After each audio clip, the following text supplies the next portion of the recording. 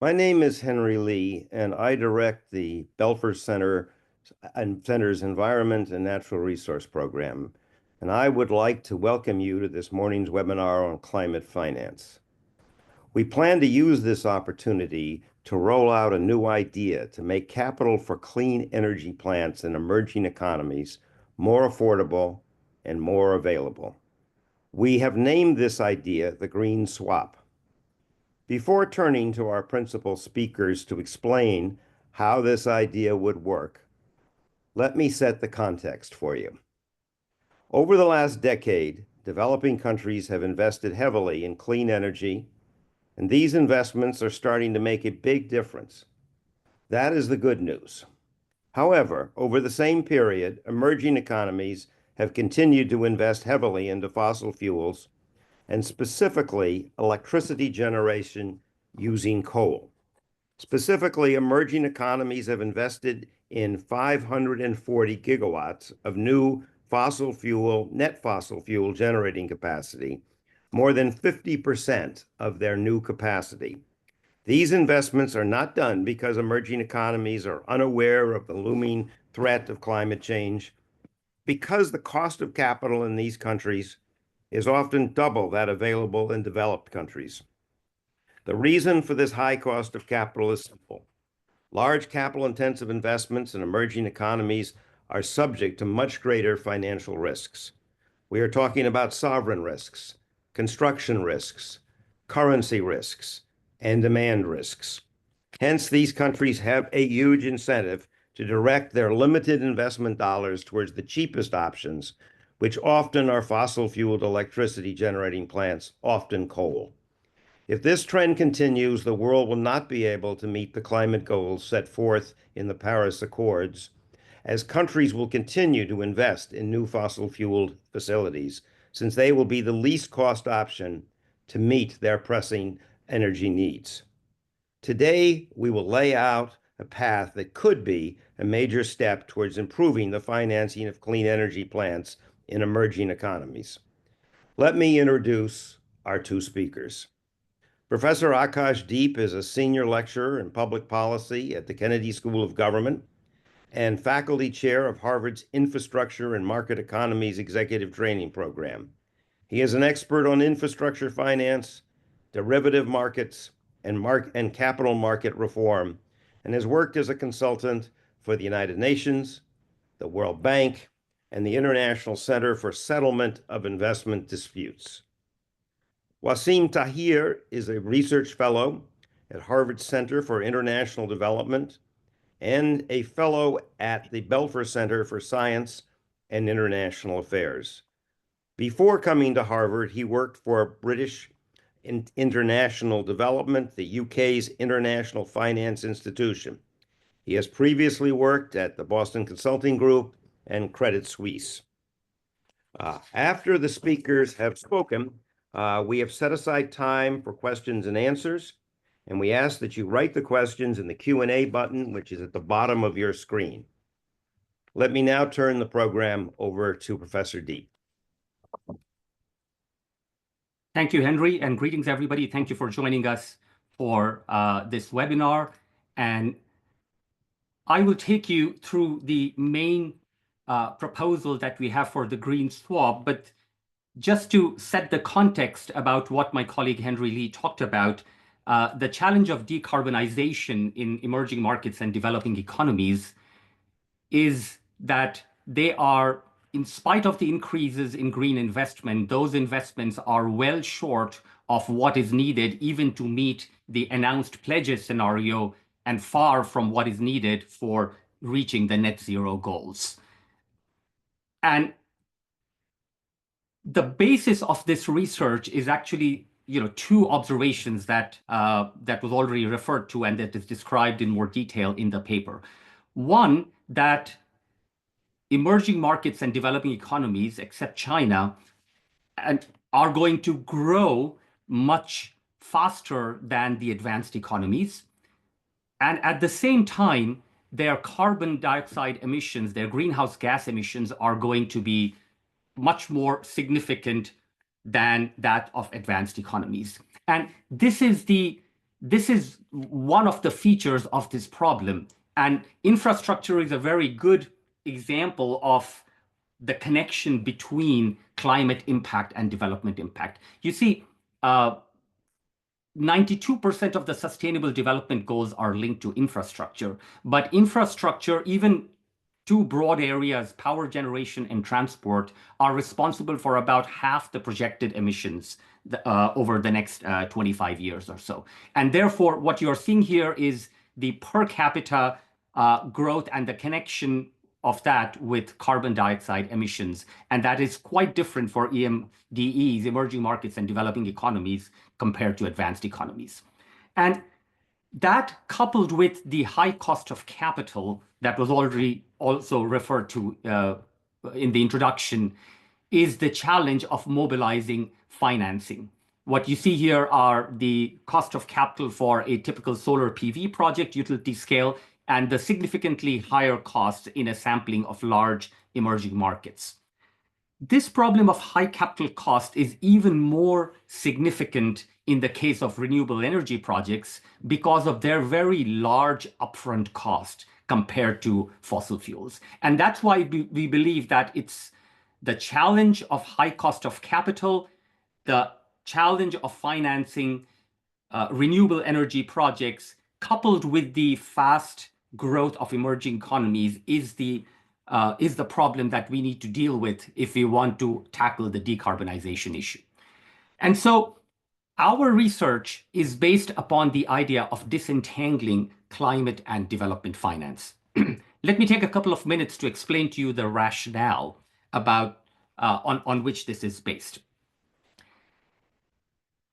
Development and climate have quite different characteristics when it comes to fast-growing economies and emerging markets and developing economies. Think about the benefits from a development perspective of, let's say, an infrastructure project. Think about power generation, for example. The benefits of infrastructure, the development benefits, are much more localized. They benefit the region, the country, in the form of economic growth, in the form of improving living standards, productivity, poverty alleviation, and so on. The climate benefits of infrastructure, if it were green, are more in the nature of global public goods. They are in the form of avoided greenhouse gas emissions. That's the largest heading under which the climate benefits come. And there might be other kinds of benefits, but by and large, those benefits are global as opposed to development benefits being much more local. If you think about the costs, the goal of development is to be able to achieve those benefits at the lowest cost possible. Oftentimes, this is a brown investment, and the choice of the lowest cost is in part to be able to stretch the development dollars to the farthest. It's also because of the high cost of capital that we just talked about. Climate-friendly solutions tend to have higher incremental cost. And here we're talking, let's say in the case of power, not just the cost of power production, but the cost of bringing green power all the way to the users, and those costs can be higher than the lowest cost option or the fossil fuel-based option. And finally, if you think about the risks of development are related to the politics of the country or the region that we are talking about, the regulatory infrastructure, the economic volatility, and so on, whereas the risks of climate are much more related to global carbon markets, towards climate agreements, technology, and so on. And so it is the identification of this distinction between development impact and climate impact that leads us to believe that if these are different, so must the financing. Development finance comes from development investors, local investors, where the benefits are. Climate finance should come from global investors because those benefits are globally distributed. Furthermore, development benefits are coming from local investors where the cost of capital is high. If we are looking at benefits that are spread around the globe, we should finance those benefits or reap those benefits using the lowest cost of capital that we can find across the globe.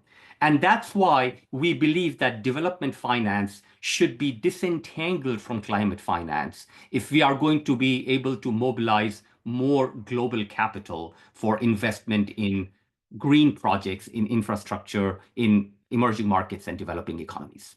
So that's the rationale for this. I think it's relatively intuitive. We have this work laid out in more detail in an accompanying paper to this research project that will be available in a few weeks. And that's where we lay out this in the theoretical background for this.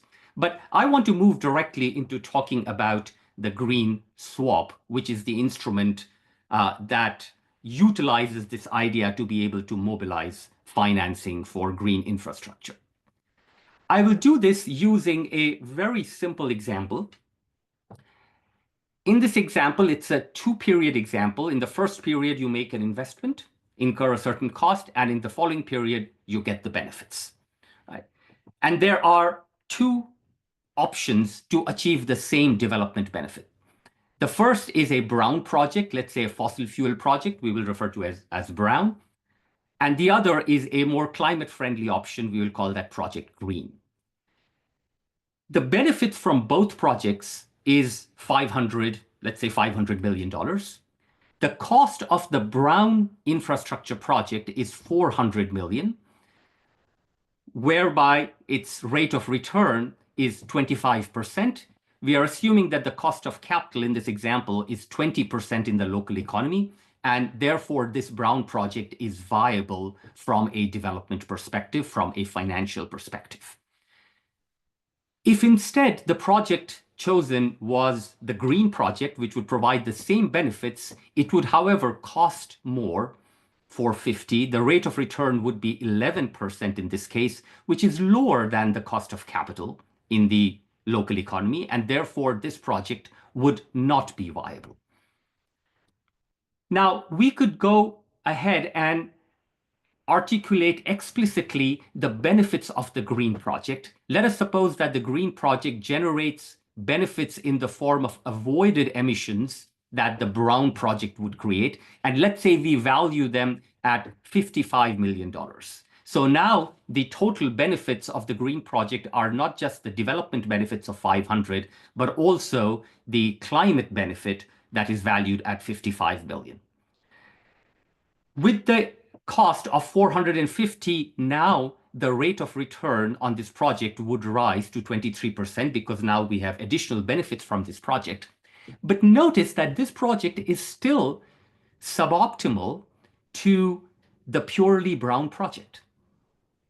And going for that option would still use up development dollars for a benefit that does not only accrue to the local economy. Those benefits are spread across the world. And this is the dilemma of trying to finance the green project in the developing economy.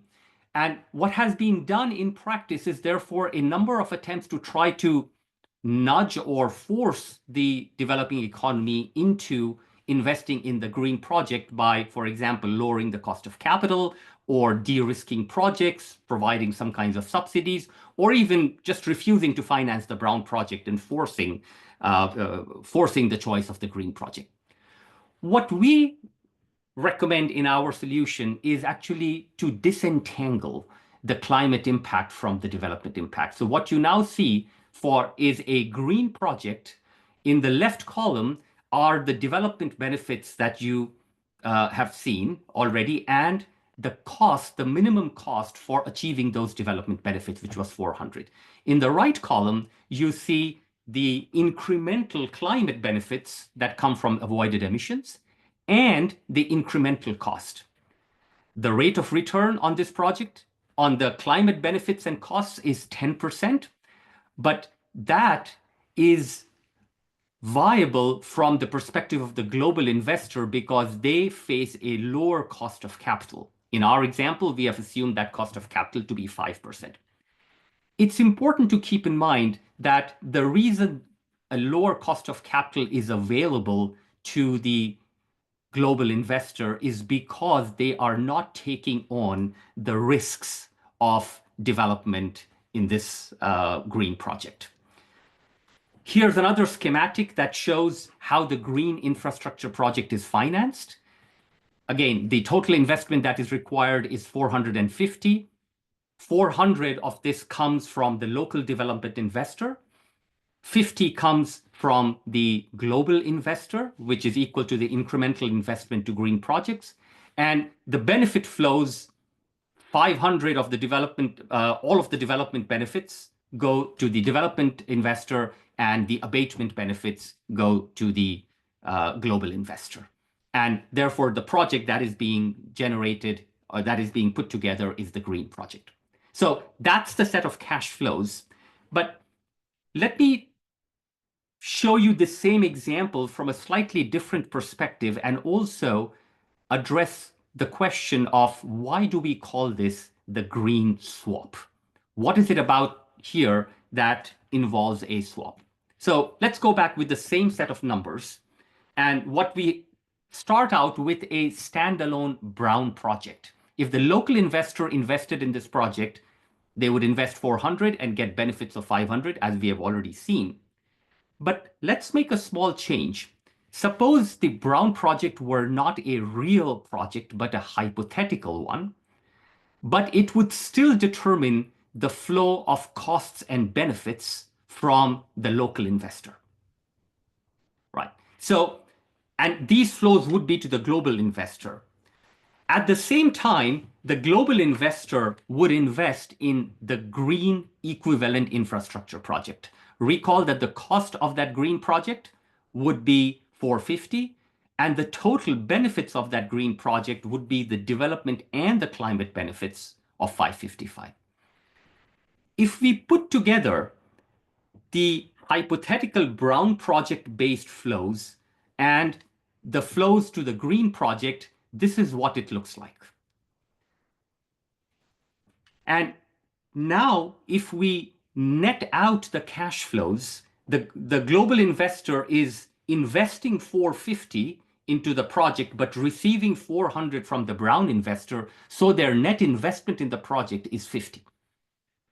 The global investor is receiving a benefit of 555, but it is transmitting back 500 of those benefits related to development to the local investor, so the net benefit to them is 55. These crimson arrows represent the green swap. Notice what the green swap is. It is the delta between the brown project and the green project. And the net result is that, as we have seen before, the green project is financed both by the local investor and the global investor, and they both share the benefits in exactly the same way that we saw in the schematic earlier. Now, it's important to highlight that even that a few features about the brown project are incremental. First, it is not going to be built. The only project that is being built here is the green project, but the brown project serves some very important purposes. First, it is the benchmark for the costs and the benefits that are related to development. And those costs and the resultant benefits belong to the local investor. The brown project, the hypothetical brown project, needs to be viable for this whole thing to work. We don't want to green development projects that are not viable from a development perspective.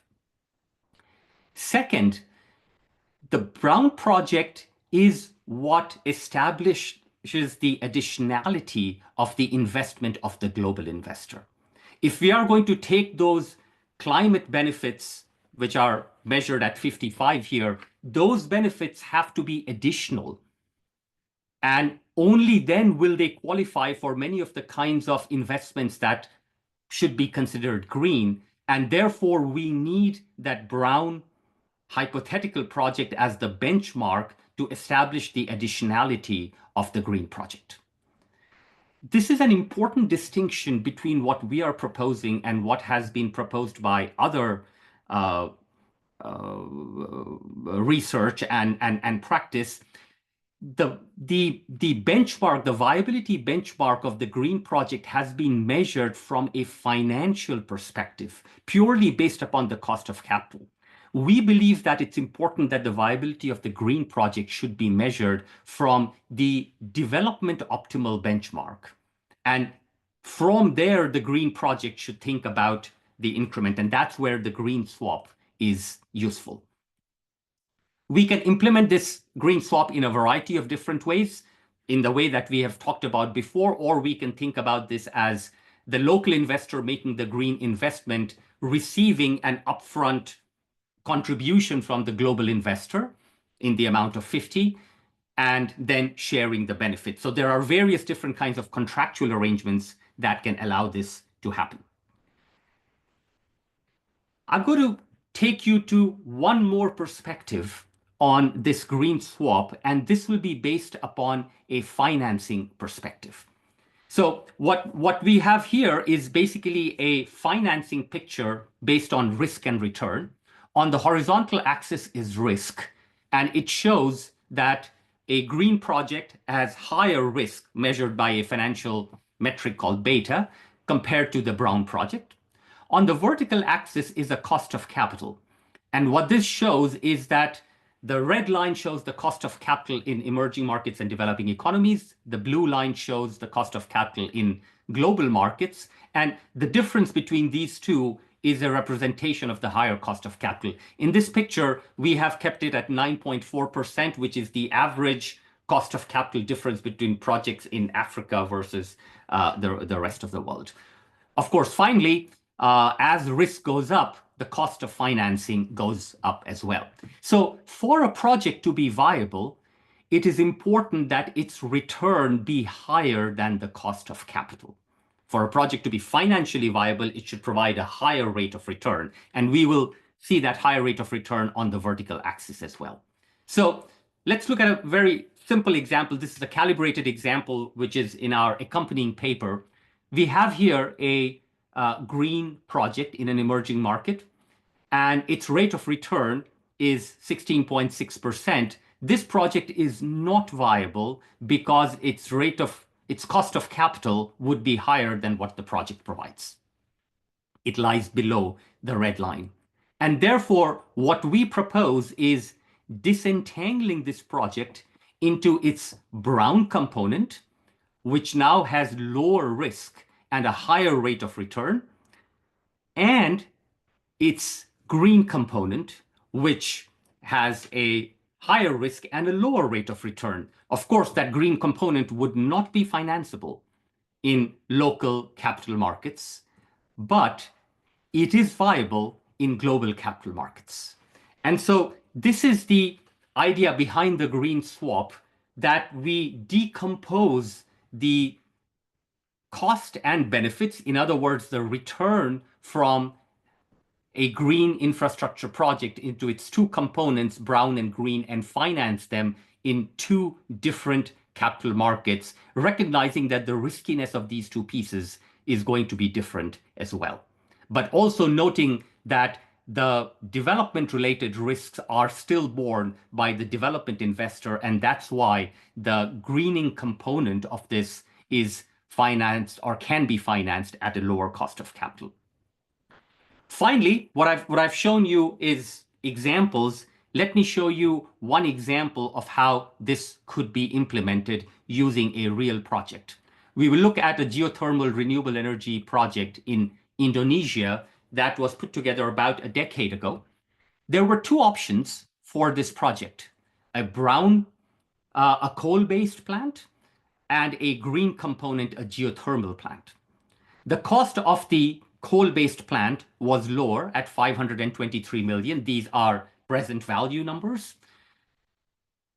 The cost of the geothermal plant, on the other hand, was significantly higher at 658 million. At the same time, however, the brown project, the coal-based project, generated externalities, both global and local ones. The global externality was primarily in the form of greenhouse gas emissions, and these were valued at about $150 million, just the global externality. And so the question was, how do we get Indonesia to choose the geothermal plant in spite of the fact that it was more expensive?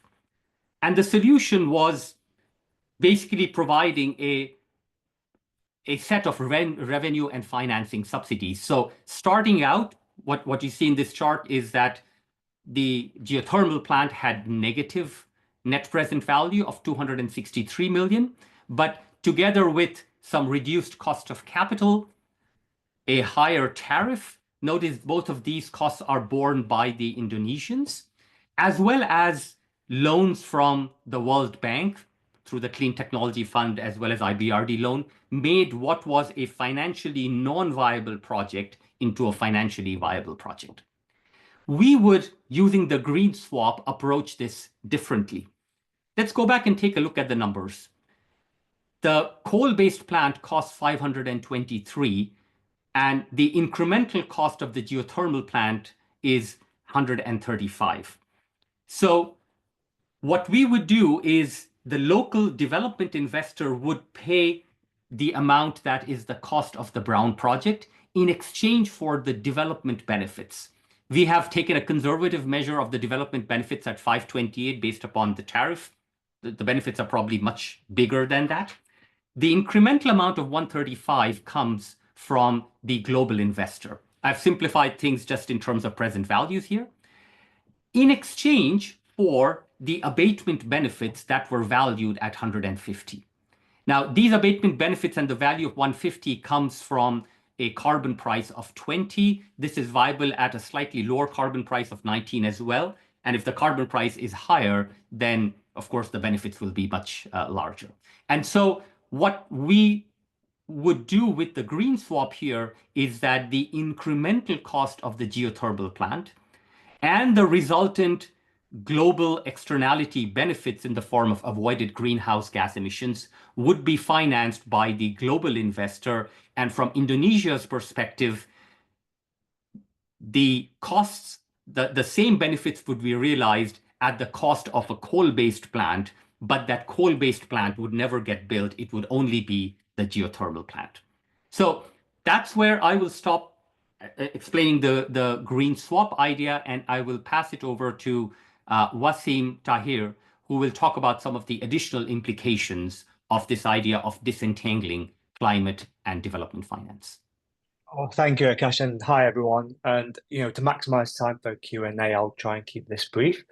But if you look at global climate finance flows into EMDs, the vast majority of this comes from international public sources, and of that, the largest portion is from what you would call what is called overseas development assistance, right? So the overseas development assistance budgets of Western countries. Now, this ODA-based funding is for climate finance is primarily being channeled through the existing development finance architecture, right? That's represented by multilateral development banks and by bilateral DFIs, like the one I used to work for, British International Investment.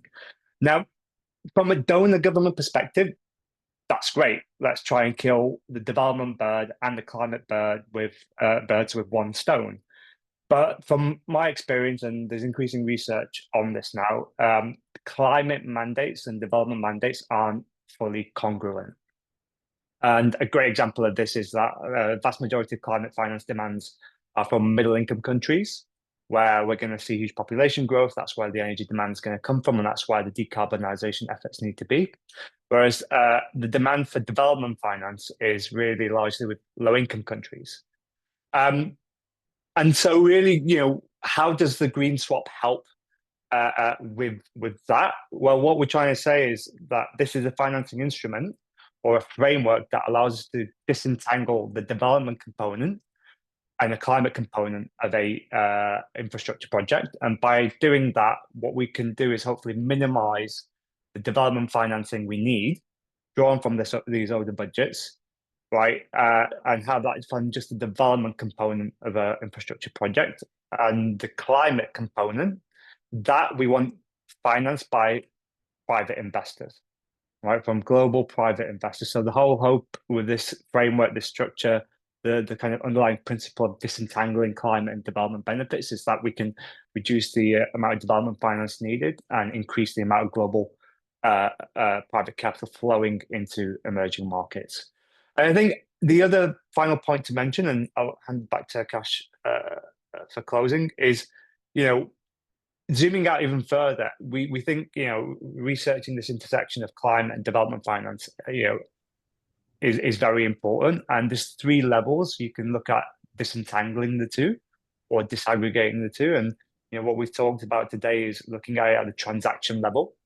We can also go one level higher and say, look, how are the DFIs and MDBs doing at handling their dual climate and development mandates? And is there a way we can separate those two to make them both more effective?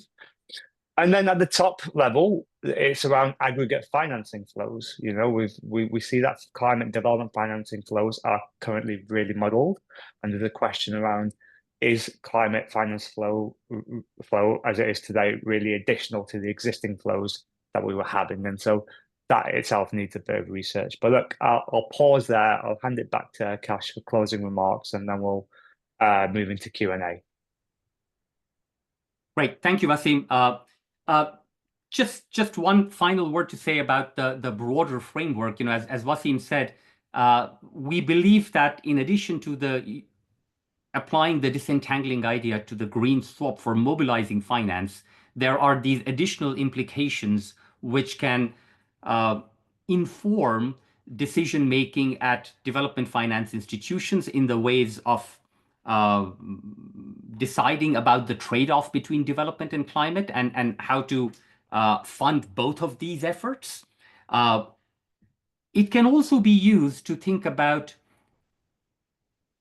both how should we use the limited resources that we have, particularly the ones that we generate through global mechanisms like the $100 billion fund that we have had, and which is now going to be a $300 billion fund, how to use those purely for green, for climate-related purposes. In our example, it is the incremental part of financing, which is the climate-related benefit. And we believe that this funding should be used for that purpose rather than the entire development piece. That will just leverage those limited climate resources to the maximum possible extent. And it will also, in the broadest sense, help think about how to size our needs for climate finance. Right now, as Wasim said, those two needs, the development needs and the climate needs, are commingled together. And as a result, they appear larger, but they include the development needs as well. And so trying to separate those out will give us a much better sense of how to size these needs moving forward. So I'll stop there and let's move to question and answer sessions. Please type your questions using the Q&A button, and we will take as many questions as we can. Back to you, Wasim. Right. Right. Look, we've got quite a few questions in the queue here, so let's see how many we get through. But to start with, Akash, we have a question here asking, how do you value the additional climate benefits, and how do you get the private sector and banks to agree to that? Right. That's an important question, and the two features that we need to put in place in this in implementing the green swap are, one, contractually separating the two impacts, the development impact and the climate impact, which means benefits, costs, and risks, and then being able to value those climate benefits. I mentioned the separation first because the value of those climate benefits will very much be a function of how we bring about that separation, right? And what we will need is markets or mechanisms that will value those benefits. Now, that valuation is at a much more advanced stage in compliance markets. It is at a more preliminary stage in voluntary carbon markets. It might be valued using other mechanisms such as Article 6 credits. And that market will need to be developed. It is also much more fragmented at this point in time. But that is the manner in which it will need to be valued if we are going to be, if we are looking to draw private financing to these investments. If, on the other hand, we are looking to draw financing from countries or from public sources, that valuation is somewhat easier to do than if we were to draw private financing. And that is one important prerequisite for mobilizing any kind of private financing for climate infrastructure or green infrastructure. And Akash, another couple of questions which, from our perspective, are related. How do you accurately identify the theoretical brown investment? And related to that, what is the role that MDBs and might play in the orchestration of the green swap? Both on and the question continues both on the sovereign and non-sovereign side. Right. Yes, and the two are indeed related. So identifying that brown project clearly is critical to this whole exercise and the definition of the green swap, right? And this is where creating a credible contractual benchmark is important, and that's where we believe is the role for MDBs, right? So just think for a moment about the example that I showed you about Indonesia. If today Indonesia were to generate the next megawatt of power, there is an 80% chance that it would come from a fossil fuel-based resource. That is the portfolio of energy investments that is planned for an Indonesia or for many other emerging market economies. And again, it is because of the high cost of capital, the urgent need for more power, and the high cost of renewable energy investments. So the realistic benchmark is that there is an 80% likelihood that this will be fossil fuel-based power. And that is something that the development institutions, such as MDBs, know very well. And that is where the role of the MDBs comes in establishing the credibility of that benchmark and the financial structure, the benefits, the costs, the risks of that benchmark have to be contractually defined so that the green project can utilize that as to define the increment that the green investor would provide, again, both in terms of the climate benefits, the climate costs, as well as the risks that are embedded in that project. Great, thank you very much, Akash. Another question here is any comments on the differences in financing solar versus nuclear? And to make it a bit more broader, what is the kind of applicability of the green swap across types of renewables and whether it's applicable more broader than that?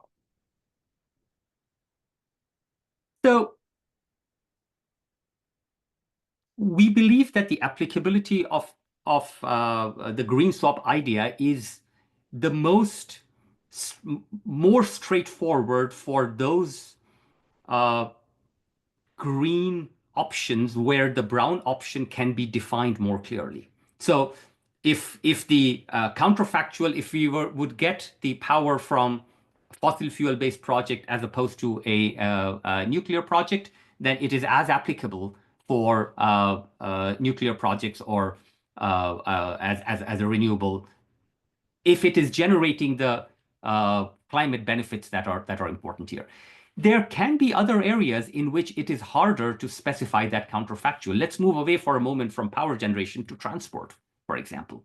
The counterfactual for green transport is a little bit harder. It might include both switching fuels to more greener fuels, but it might also result in modal shifts, or it might come from avoided demand.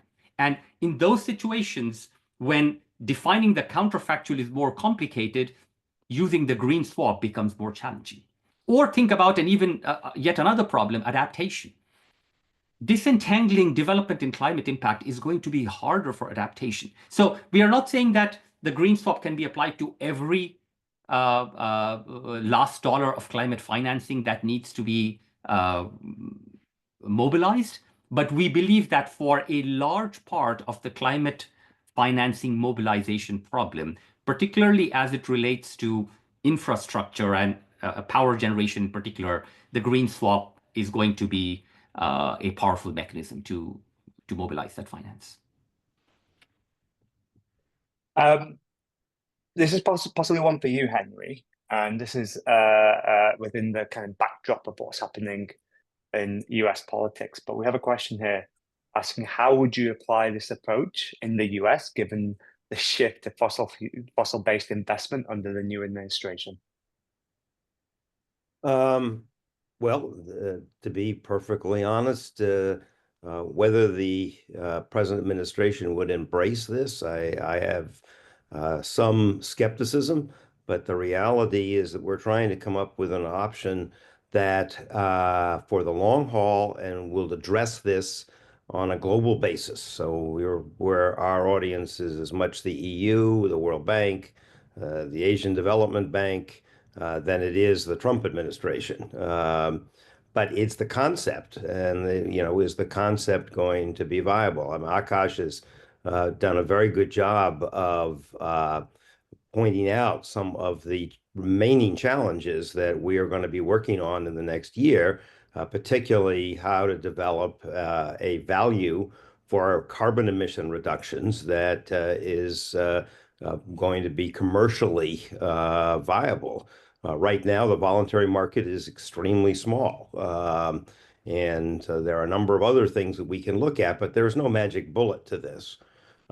I think that if the United States pulls back on all foreign aid, as it did in a memo earlier this week, this might be a little bit more difficult because that basically infers that we're not going to be pouring money into the multilateral banks or other similar institutions. But it doesn't detract from the concept that we have outlined here this morning. And we have a couple of related questions. What types of investors would you target for the climate component? What is that investor base? Where are they located? And yeah, so that's a question to you, Akash. Do you have a view?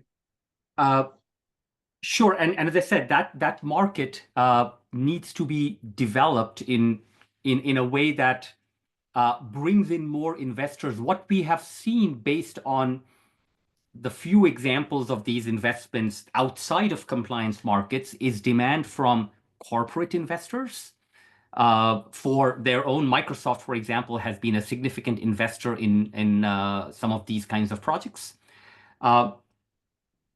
We also expect there to be investment from portfolio investors. And that we believe is a market that would grow in the future, but it does require a series of, shall we say, policy measures or regulatory measures to be able to provide value to private investors through these investments. And so we believe that there is policy work that needs to be done. We believe that some of that policy work has been slowed down in part because of the challenge of establishing the integrity of carbon markets. And that's where we think the role of regulatory measures, MDBs, to be able to create that integrity is going to be important once we have some kind of a viable, credible source that is vouching for the credibility of these. We believe that that market will be much bigger. But let's look at the broader picture here. We believe that from the abatement benefits that green infrastructure will provide, we believe that those investments are desirable from a global perspective, from a worldwide perspective, to be able to meet the goals that we want to achieve in terms of reduced emissions. If that is indeed the policy position that we have collectively in the world, that means that there is a consensus overall that the value from those green investments is significant, right? The goal behind creating carbon markets is to be able to articulate those benefits and to transmit them to a set of investors with sufficient volume and credibility so that they would be willing to make the investments that are required. Let me also, Wasim, if I may, address two issues that I just read here in the comments, and it's important to clarify. There's a question that says, so are you saying that MDB should continue to invest in brown projects? And not at all. Again, the brown project is a benchmark. It will not get invested in. The only project that will happen is the green project. The brown project is the benchmark that will be used to decide how much of this green project's costs are going to be borne by the local investor. And the balance will be borne by the development investor. By the same token, it will decide how much of the risks of the project are going to be borne by the local investor. So there's another question about the assumption of the lower cost of capital at which the incremental green finance will come in. And the reason we believe that that can happen is because the contractual structure will keep all of the development-related risks, the political risks, the regulatory risks, the tariff risks, the economic risks, they are all linked to development and they will stay with the development investor. That's why the position of the swap perspective is useful, because the global investor owns the green project, but it owes the brown project. And when you net out those two positions, the risks of development go squarely back onto the development investor. Only the incremental risks that arise from the greening of the brown infrastructure project stay with the global investor. Yeah. Thank you, Akash. And related to that, we have another question, which is something we get from time to time when we present this work. And it's from Justine, who says that climate change is the defining human development issue of our time. And that climate is and has always been an integral part of development. Is it reasonable to decouple the two? If I quickly kind of give my spin on this, which is that, the project that gets created is still going to tackle both, right? Climate and development. It's going to give climate benefits and development benefits. But what we're trying to do is provide a framework for systematically disaggregating and quantifying the two, climate benefit and the development benefit. And by doing that, what you can do is you can allocate and optimize financing flows against those benefits. And if you optimize financing flows, then by default, you then optimize the cost of capital. And the hope is you optimize the cost of capital to an extent that it brings the overall weighted average cost of capital down to a point where it's viable. So that's kind of my elevated pitch for the green swap. And I don't know if you want to add to that, Akash. No, that's absolutely right, Wasim. And I think the question is right that these climate is the one of the defining issues of our time. But at the same time, we have to keep in mind is that development is. There are a very large number of countries that are developing very fast. And if we expect that for the adverse climate impact that development might create, we should slow down that development or stymie that development in some manner, that is not the right solution. And indeed, there has been that has been a bone of contention between advanced economies and developing economies, right? About, where are the emissions coming from and who has let's say, generated more emissions in a bid to grow faster. And now that it is the turn of developing economies, they have decided that they want to grow fast. And some of them have said, we will think about climate a little bit later. And that's why various countries have set their net zero goals not at 2050, but let's say 2060 or even 2070, right?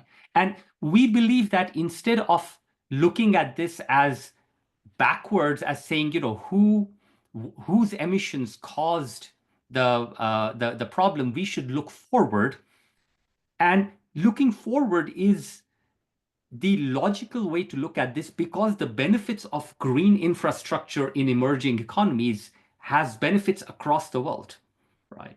But just putting a climate, let's say, filter on development is not the way to go. It is sort of co-financed rather than a conditionality that is put on development. And that co-financing then tells us how we should share that responsibility. To us in this project, the obvious way to do that is in proportion of how the benefits of that green choice will be shared across local and global investors. And that's the reason why putting those together, it's not about separating the two, it's about separating the impact to be able to source the financing, which will then come together to finance the green infrastructure and make it more viable. Indeed, one can even say make it more fair for emerging markets to make green investment choices rather than brown investment choices. Henry, one for you on the carbon markets. Is there some applicability here to combine this with the EU's efforts, such as on the CBAM? And also, is there a way to use Article 6 credits as well and link that to the green swap? Well, as you know, the European trading regime does not allow for carbon credits, to be used to meet the requirements of the trading regime. If that credit was developed in an emerging market outside of Europe. And there were reasons, because there was grave doubts on the credibility of the carbon reductions made in a lot of those markets.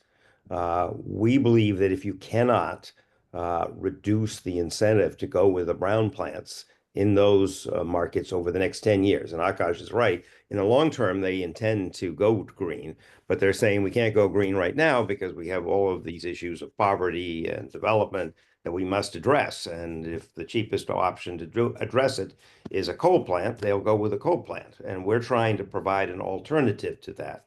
I think that same argument, if presented to the European Union, would at least hopefully stimulate a second look at this restriction, because that is going to be a major barrier. Now, the other argument is working the other way with CBAM, that CBAM is going to, you have a situation in which Japan, for example, steel company cannot reduce. It's very expensive for them to reduce their carbon. So they go and invest in a carbon reduction project in Indonesia. They then go back to Europe and say, we want to count the Indonesia project as meeting the CBAM requirement. It's highly doubtful that Europe is going to let that happen in the present regime, in the present mentality, simply because the whole idea here of CBAM is to protect European steel companies and European heavy manufacturing. And if you're in a situation in which you're allowing Japan to not have to pay the full price of the reduction, while the German steel company has to, that's going to be hard political sell in the present European regime. So I am not fully persuaded that CBAM is going to stimulate a lot of carbon credit, a larger carbon credit market. I think there's still a lot of challenges ahead if we're going to realize that. Right. Great, thank you, Henry. I think there's a question. We've covered the applicability around this in terms of subsector, renewables, adaptation. There's a question around whether this is applicable in middle-income countries only, low-income countries as well, in countries with only a somewhat developed market system in place. Do you have a view on that, Akash, as to what type of country this would be applicable to? Yeah, My sense is that, let's think about where the problem is the most significant, right? I mean, I showed a graph earlier about, fast growth per economic growth per capita on remember that picture on the horizontal axis, and carbon dioxide emissions per capita on the vertical axis. And it is those countries that are growing the fastest, and they tend to be middle income countries. So I would say that those are the countries that are probably the most obvious candidates for doing this. I'm just looking for chart that I showed you. This is the chart that was there. And if you look at this chart, you will notice that look at the countries which are on the upper right side. I mean, India is, for example, very good candidate. Other Asia Pacific, that's where the Indonesias, the Vietnams are in there. Eastern Europe, etc. I mean, those are the big countries where this is. The countries in which growth is not that rapid is not good news from an economic perspective, but it will not result in the emissions, a high rate of emissions either. I would also say that, in part based upon some of the questions earlier, it is correct to say that there is some carbon market infrastructure that is required to be able to mobilize this financing. And at this point, much of those mechanisms are much more based upon individual countries. We don't have an integrated global market. So the policy effort, if it is going to be put into creating those kinds of carbon markets within individual countries, they will fetch much greater impact in an Indonesia and India, a Brazil, a Vietnam than in many other countries, simply because the size of the problem is much more significant. So that's the reason why I believe that it's these fast-growing middle-income countries which are probably the most obvious, the lowest hanging fruit in this effort. All right, look, thank you, Akash. We've got 2 minutes to go, so I think it's time we should probably bring this to a close. And I appreciate we have a lot of questions still outstanding. We do have a publication on the green swap. Akash, do you want to show the link to that? Sure.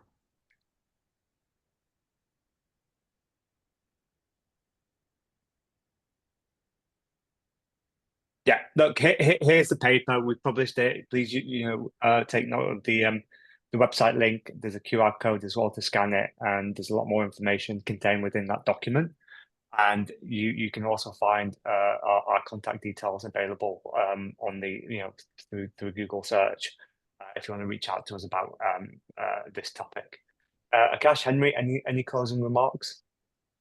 Yeah, I just would like to thank all of you for joining us this morning. And I would also like to thank Liz Hanlon, who did all of the work to put this together. And, we are very, very grateful. If you have questions or you want more information on this, please look at the paper, The Green Swap, and get in touch with us. We've given you Akash's and Wasim's email address. We are going to continue work on this, particularly trying to deal with the challenges of developing a stronger carbon emission reduction market. And so this is only the first step in a larger climate finance effort here at the Kennedy School and the Belfer Center. So I'd like to thank you all, and you have a good day. Thank you, everybody.